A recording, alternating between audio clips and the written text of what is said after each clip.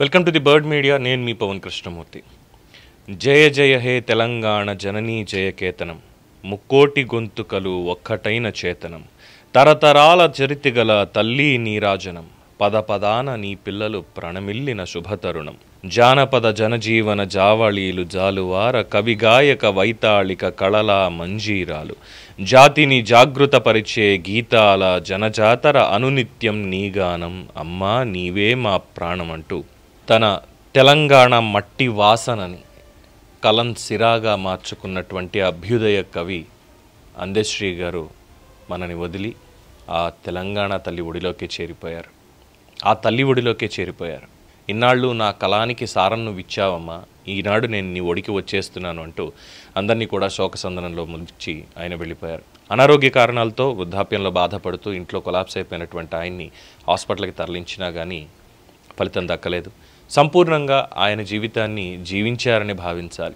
ఎందుకంటే తెలంగాణ రాష్ట్రం ఏర్పడిన 10 ఏళ్ల తరువాత జయ జయ హే తెలంగాణ జననీ జయ కేతన రాష్ట్ర అధికారిక గీతంగా గెజెట్లోకి రావడం అనేది నిజంగా తెలంగాణ ఆయనకి ఇచ్చినటువంటి గౌరవం కింద భావించాలి. ఆయన తెలంగాణకి ఎంతో ఇచ్చాడు, తెలంగాణ నుంచి ఎంతో తీసుకున్నాడు. ఆ తీసుకున్నది ఆస్తిపాస్తుల్లోనా ఇంకోటా కాదు, ఆయన తీసుకున్నటువంటిది తెలంగాణ మట్టి వాసన, తెలంగాణ మట్టిలో ఉన్నటువంటి పౌరుషం, తెలంగాణ మట్టిలో ఉన్నటువంటి కారుణ్యం, ప్రేమ, అభిమానం, ఆప్యాయత, గౌరవం అన్నీ తెలంగాణ సారం మొత్తాన్ని తన కలంలో సిరాగా మార్చి రాసినటువంటి గీతాలు, గేయాలు అన్నీ కూడా మనసుకి ఎంతో హృదయంగా తాకుతాయి. ఒరే నువ్వు మనిషివిరా, మనిషిగా ముందు చూడరా, సమాజం పట్ల నీ బాధ్యత నెరవేర్చరా అంటూ ఆయన చేసేటువంటి వ్యాఖ్యానం ప్రతి ఒక్కళ్ళని కూడా ఆలోచింపచేయడమే కాదు జాగృతపరుస్తుంది. ఎస్, ఇలా ఉండాలి అనేటువంటిది. అందశ్రీ గారి గురించి చెప్పేంత స్థాయి నిజంగా నాకు లేదు. డెఫినెట్గా ఆయన రచనలు కానీ ఆయనకి సంబంధించినటువంటి వ్యక్తిగత వివరాలు కానీ పూర్తి స్థాయిలో నేను ఎప్పుడూ తెలుసుకోలేకపోయానేమో.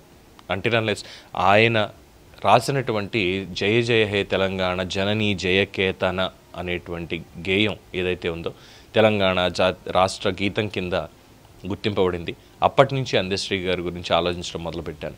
ఏంటి ఈయన శైలిలో విలక్షణత, అందరికీ భిన్నంగా ఈయన ఏ విధంగా రాయగలుగుతున్నారు, ఎలా ఆలోచింపజేయగలుగుతున్నారు. ఎందుకంటే ఆయన రాసినటువంటి సినిమాలన్నీ చిన్న చితక ఏం కాదు. ఎప్పుడో చిన్నప్పుడు వచ్చినటువంటి ఎర్ర సముద్రం అనేటువంటి విప్లవాత్మక చిత్రం ఆర్ నారాయణమూర్తి గారిది, అక్కడి నుంచి మొదలు పెడితే ఆయన రాసినటువంటి పాటలు తక్కువైనప్పటికీ కూడా అన్నీ చాలా ఆలోచింపజేసే విధంగా, సమాజానికి ఉపయోగపడే విధంగానే ఉన్నాయి. ముఖ్యంగా ఎర్ర సముద్రంలో ఆయన రాసినటువంటి పాట మాయమైపోతున్నాడమ్మో మనిషన్నవాడు, ఈ పాట ఒక్కసారి పొద్దున్నే లేచి వినండి. నిజంగా మన జీవితం మనకి కనిపిస్తుంది. నిజంగా మనుషులు మాయమైపోతున్నావా, మానవత్వం అనేది నశించిపోతుందా, విలువలన్నీ వదిలేసి బతుకుతున్నావా? ఈ విధంగా ఆ పల్లెకి సంబంధించినటువంటి విషయాలే కాదు, పట్టణాలలో బతుకుతున్న వాళ్ళకి సంబంధించి కూడా ఆయన చెప్పడం చాలా గొప్పది. సమకాలీన కవులు అనడానికి ఆయన ముందున్నటువంటి వాళ్ళు, ఆయన తర్వాత ఉన్నటువంటి వాళ్ళు, ఎవరి శైలి వాళ్ళదైనప్పటికీ కూడా అందశ్రీ ఒక ఆణిముత్యంలో మిగిలిపోతారు.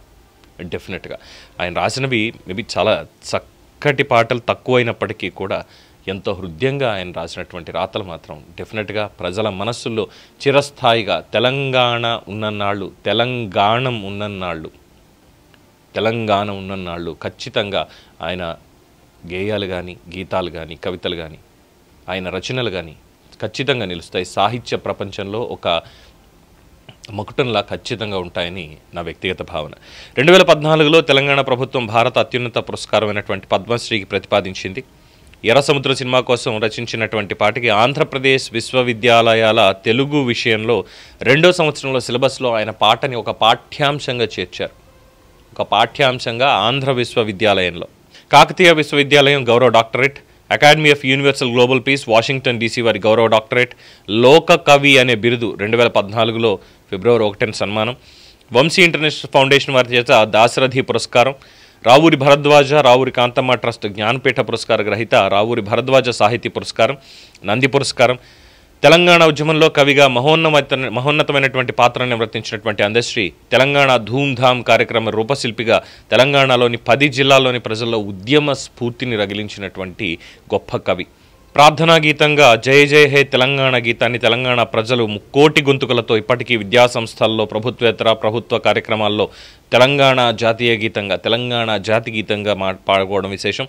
సుద్దాల హనుమంతు జానకమ్మ జాతీయ పురస్కారం, సుందర విజ్ఞాన కేంద్రం, దాశరథి కృష్ణమాచార్య సాహిత్య పురస్కారం, లోకనాయక్ పురస్కారం, ఇవన్నీ చెప్పుకుంటూ పోతే ఎన్నెన్నో దీనికి సంబంధించి గొడ్ల కాపరి నుంచి కవి వరకు, అనాథ నుంచి డాక్టరేట్ వరకు అందశ్రీ ప్రయాణం ఇది.